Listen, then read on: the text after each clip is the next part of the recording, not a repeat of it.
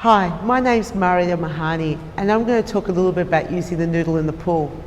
Now, just quietly, using the noodle in the pool took me a long time in my career before I decided to use it very much. But now I absolutely love it. There's so many creative ways that you can use the noodle in the pool, and I find that the longer I use it, the more interesting things I find to do with it. I think the secret with doing cool things with the noodle is not thinking about the noodle itself, but using moves that you're actually more comfortable with. So a classic Marietta move, which I've actually had in the Network magazine several times. In fact, my first aqua article had this move in it. I know because it's up on the wall in my office. Had to get that one in framed. Is the crossover kick. So let me just quickly demonstrate. So basically you have one hand placing the noodle on the waist, and then you're kicking with this leg and taking the arm in and out, in and out. The key thing is to hold and grip the noodle quite firmly with this hand so you can create that motion in the water. It's awesome for creating turbulence, which is what it's all about. You really want to create the turbulence to increase the energy cost of the exercise.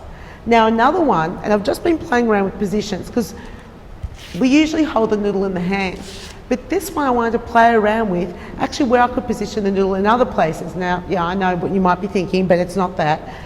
It's this movement. So you'll need to demonstrate as an instructor, but your participants' feet will be suspended off the bottom of the pool, and you place the noodle underneath the knees. So it's underneath the knee. Now it's really important that they grip it with the knee and not just rest their thigh on it, because they won't be able to maintain control.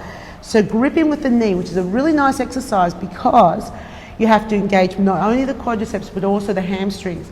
When you've got older adults, this is something that they get quite a bit of weakness with, and yes, it's a little bit of isometric strength, but what's wrong with that?